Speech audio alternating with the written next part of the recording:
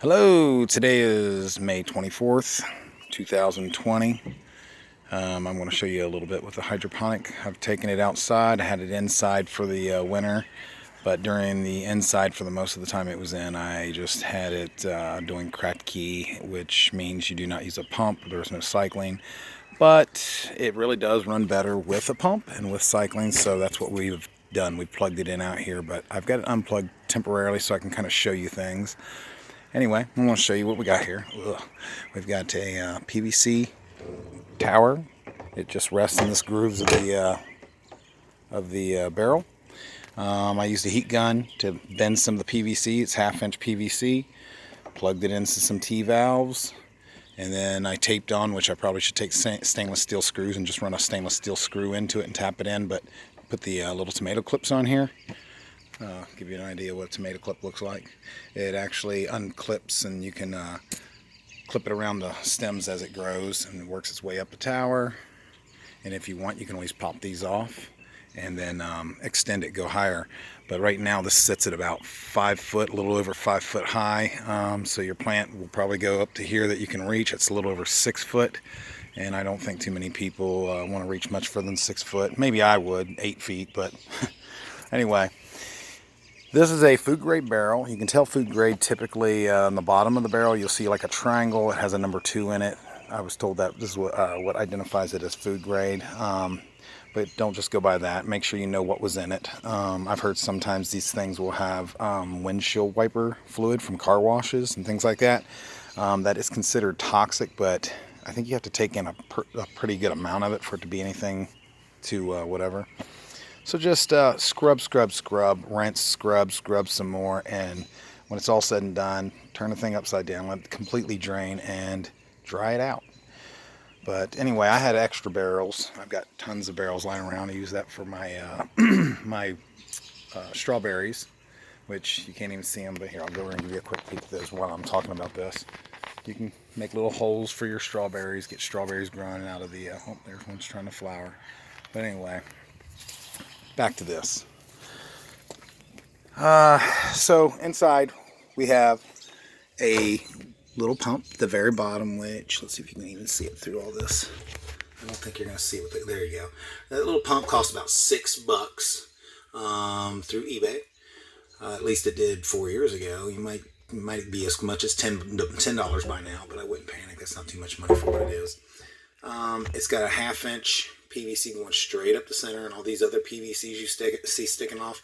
I just zip tied some T-valves that I cut in half to give it some kind of structural support to lean up against the wall in there. That way the center stays centered. And then I pinched this after heating it with a heat gun, and then I put a little connective T-valve for your one of those barb fittings, and run a little tube. I think it's like 1/4-inch tube, something like that. Anyway, when all is said and done, it pumps the water and the nutrients, which you mix nutrients. It looks pretty clear at this point, but there are nutrients in there meant for tomatoes and peppers and other things. Now, what I've done is I've got net cups sitting in here with these clay pellets, and I'll show you what the clay pellets are in a minute. And on these, since that's a clear tube, clear tubes are not usually used in hydroponics because typically as the fluid's going through it, sunlight can get through and hit it, and it will cause algae growth. And algae will create pneumonia and then, ammonia, and that will cause death to your plant eventually. So anyway, but since this is inside the barrel, and like I said, I've taken excess barrels that I have and cut pieces. This piece was just cut straight up out of the straight from this barrel. I just simply cut it and used it as my lid. But I use stainless steel little bolts, nuts, and washers, and I pre-drilled, and I cut from another barrel a ring slightly smaller than the hole I cut, and then slightly bigger. So it really goes from inside to outside. So when I bolt it in, I got a little lip that allows, when this thing seats in place, to create a nice little lid to keep bugs and critters out for the most part. But even sunlight, as sunlight hits down, it has to deflect and go up and under a little bit. It'd be a little more challenging for sunlight to get in. And anyway, getting past that, Showing you what I did over here. You see the little ring going around the ends of the tubes there. I got one over here too, different color, but I went to the Dollar General store to buy rubber bands. Could not find rubber bands. They're totally out. I was going to use this because what you got is once you drill a hole in the net cup on the bottom right there, you want to feed your tube through it and just bury it underneath all these pellets, which I did not do here. I just wanted you to see it. But once you do and you've got it under there, sometimes this tube wants to wiggle its way back out. So to prevent it from wiggling out, I thought it'd be smart to put a little rubber piece on the end. It's like a rubber band or something, because last time I did this, it did vibrate itself out, and then you got problems because your water's just pouring into the tub and not into the root system. But anyway, this has clay pellets supposed to go over it. That clay pellet is actually serves double purposes here. One, it gives your plant something to stand. It has no nutrient value or anything like that. It's nothing like that. It's not supposed to be dirt. I mean, your roots in here. Let me see if I can show you the roots. The roots just hang there and grow. And let's see if I can back up some. Yeah, so your roots are just going to grow out of here, but they need the nutrients, and that's pumped through the water. So now it's buried. If you have the water coming over the top, you'll get a little bit of algae growth right up on top here. It's not going to hurt nothing up there because it's on the outside. It's not a big clump of it in your actual liquid down in there. But anyway, that's what it should look like. And then over here, the same thing, which I got to pull this one back down. As you can see, I got roots growing up in the side there, and that's because I've let this water shoot up and high, kind of high into this. So it's growing roots like crazy. Let me go around this thing. I'll show you. Once I get it back into place, hopefully I get it back into place, because obviously I ain't even got the rubber band down in there. I said rubber band. Let me show you what I did get, since I couldn't get rubber bands. Oops. Here's what I used. That's right, kids are racers. I just cut off a piece of that round end, pair of scissors, and I just use that, and it works fine. So it's only $1 for the whole pack, and I still have a bunch of racers left, and I can use them for this and other systems if I wanted. But anyway, pull that back down so it's buried. Once it's buried, just cover it up with some pellets, which I got some sticking in over here holding my cup. But yeah, these holes, obviously, this is where your caps in your barrel would have been. So I just cut the holes out, stuck these net cups in. I knew what the net cup measurements were, and they were pretty close to the hole, so I just used it. And anyway, once you get that and you get your pellets back in place, I'll show you what it looks like when it's running, and I'll show you what the pellets are. I guess I don't really need all that many pellets, but I'll just put a couple on here. That white you see on the pellet, that's calcium nitrate from the nutrient mix. Apparently, that's what you also see in the tubes when it looks all white. You probably can't tell it from here as much, but there's a buildup of white inside this clear tube. And it shouldn't be there, but it is because apparently it sticks to this tube. You can't tell that when you're using the black tubes, so something to know. Anyway, I'm about to kick this on. I've got a little plug over here, which I really need a flip switch.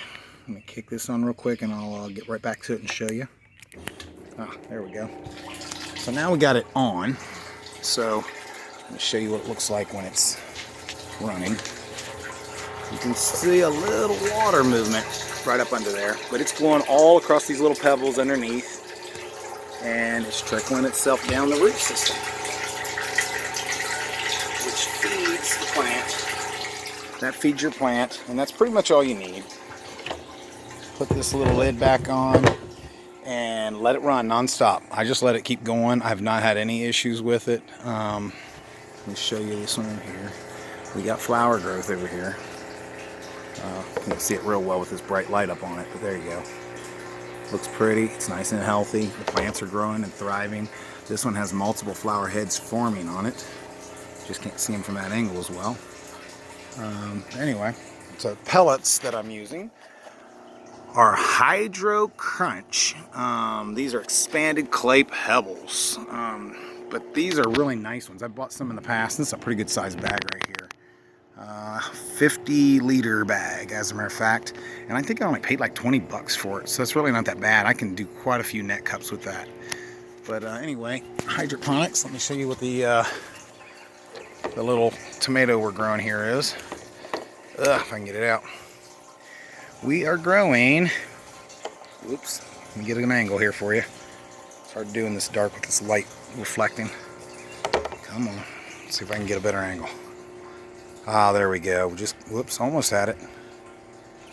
Parks Whopper Improved Hybrid Tomatoes. These are Bonnie plants. Anyway, these are supposed to be a halfway decent sized tomato. Nice and red. We'll see how it comes out. I've had these out here in this system for probably a little over a week. I had them in the house in little flower pots for probably a couple weeks, but I try to keep them by a window so they get natural light. So anyway, that's the gist of this. I don't want to run this thing forever, but that's what we got going. Little hydroponic barrel system. You can do this at home. I've got one I'm working on over here. It's going to be for, it's going to have towers, which I don't know if I can even show you with this one.